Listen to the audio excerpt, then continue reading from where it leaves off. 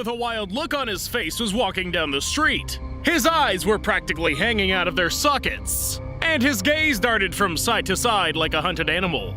He was clenching his fists, and the veins in his temples bulged. You might think he was an aggressive psychopath. If passers-by were told that the man was going to kill someone, not a single one would have doubted it. A single word was really repeating itself over and over in his head. One might think the word would be something fitting, like revenge. But the reality of the situation was different. More repulsive even. The man was dreaming of one thing: a toilet. The poor man's stomach was so unsettled that he was afraid he might soil himself right out in the middle of the street. Carefully shifting his legs, the man prayed that the coveted room would appear nearby. When he had already begun eyeing the bushes along the sidewalk, the long-awaited icon appeared around the corner. Is it even worth describing his condition when the sign, "Out of order," was found on the toilet door? The man had two options: do his business right on the street, or ignore the sign. He made his decision instantly and went to the restroom. At first, the man thought that the tension in his eyes were making his vision seem darkened. But when it faded away, and yet it was still pitch dark around him, instinctively, he held his breath and listened. There was not a single sound, just dead silence. He didn't like this at all, so he turned to the door to leave, but he couldn't find it. Okay, I made this whole story up. I wanted it to be silly and funny, but with SCP-1918, this is not even possible. Surely by now you're wondering what the toilet has to do with it. But first, I must warn you, this object is both creepy and incomprehensible, which makes it even more frightening. But before I begin describing SCP-1918, let me tell you about the place where it's currently located. This particular structure has been designated SCP-1918-2. Altogether is considered a Euclid object. It was first uncovered after the disappearance of 4 workers who went down the sewers. For a village in Maine, with a total population of only 226 people, this is a rather notable event. Also, local residents reported a metal rattle sound coming from underground. As it turns out, this town contains one of the entrances to the anomalous structure SCP-1918-2. According to the latest data, a total of 9 such portals have been found. 5 of them are under the sewer grates, 3 more are in different utility shafts, and 1's a toilet. SCP-1918-2 is also a spatial anomaly. The structure itself is hidden at a depth of about 66 feet underground, and the uncovered entrances that lead to it are located several miles away from each other. They're all under the Foundation's control.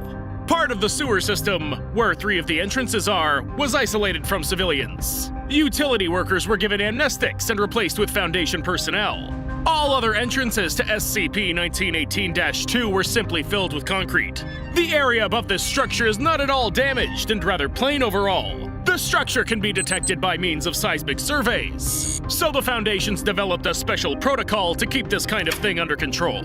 The structure itself, which contains SCP-1918, consists of 9 nearly identical rooms. They're set up 3 in a row, much like the cells in a notebook. Each of the rooms, in turn, is further divided in 2 perfectly down the middle. These sections within one room are absolutely identical, so they can only be distinguished with the help of numbers 1 and 2 being displayed on the outside. At the same time, the 9 constituent parts of SCP-1918 are surrounded by narrow corridors, all of about 20 inches wide. It's in these corridors that the object's first anomalous property manifests itself. There's impenetrable darkness. Any artificial light is instantly absorbed by some unknown force, so you can only navigate SCP-1918-2 by touch.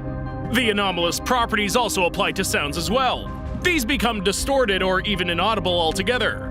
An echo of them may appear after 5 seconds, which is technically impossible in such a small room.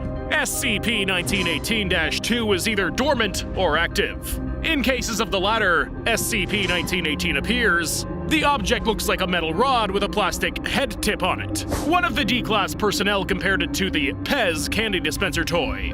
The object moves through the corridors of the underground structure, utilizing an unknown anomalous force. It appears to move at will, or is perhaps programmed to respond. As it moves, SCP-1918 leans slightly in the desired direction. The anomaly's average speed is about 3 miles per hour. It's also noted that it never comes off the floor. So because of this, the object leaves a clear trail behind it.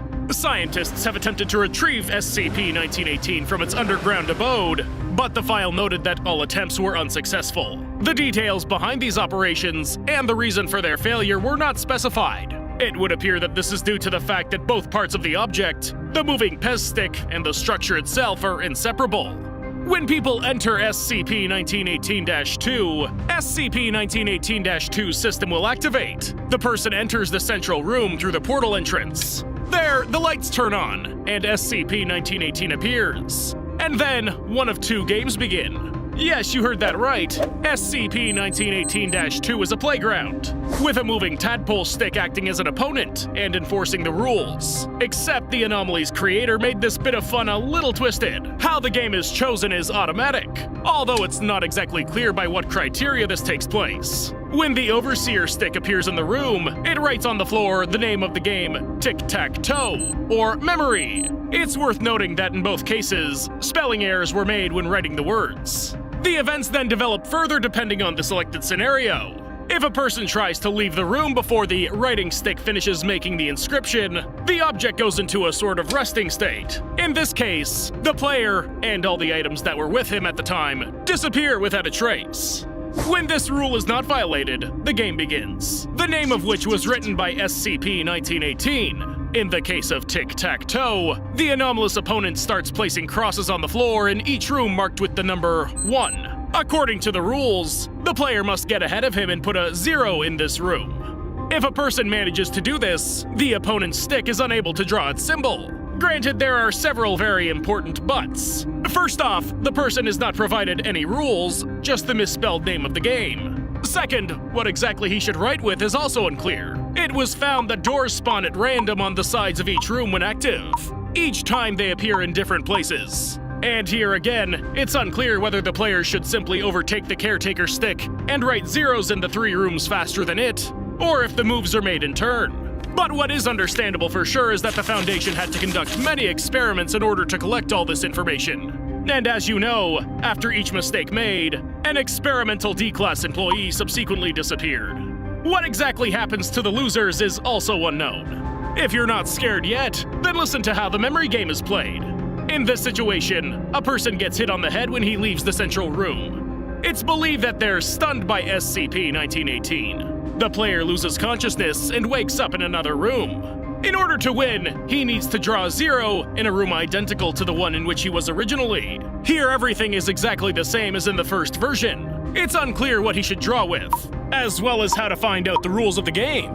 Additionally, SCP-1918 begins to chase the player, either to rush him or to enforce the rules. It was found that in this scenario, one ought not to enter the rooms labeled with the number 2. Otherwise, the object immediately goes into its state of dormancy. Do you remember what this is accompanied by? The same thing happens if the person loses, having indicated the wrong room. It's also not indicated whether any distinctive features appear in the rooms at this moment, but this isn't even the most interesting part. When the person wins, the referee stick appears and writes the phrase, "New game" on the floor, and everything starts all over again. The player has virtually no chance of getting out alive. This has been confirmed by the experiment with D-2934.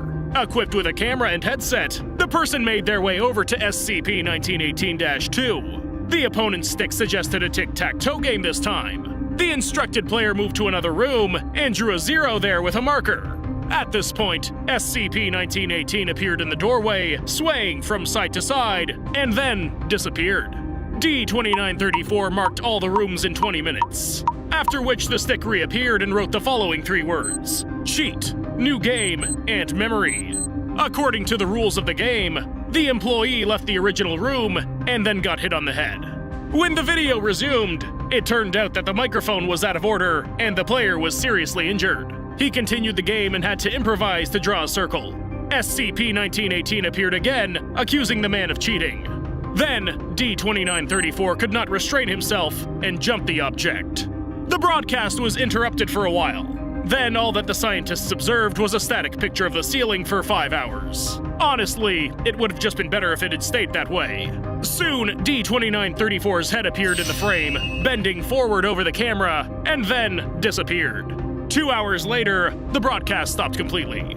SCP-1918 was apparently created either by someone stupid, as evidenced by the errors in the name of the games, or by someone clearly inadequate. In general, it seems that its creator is even less versed in people and these primitive games than in anomalies. What do you think?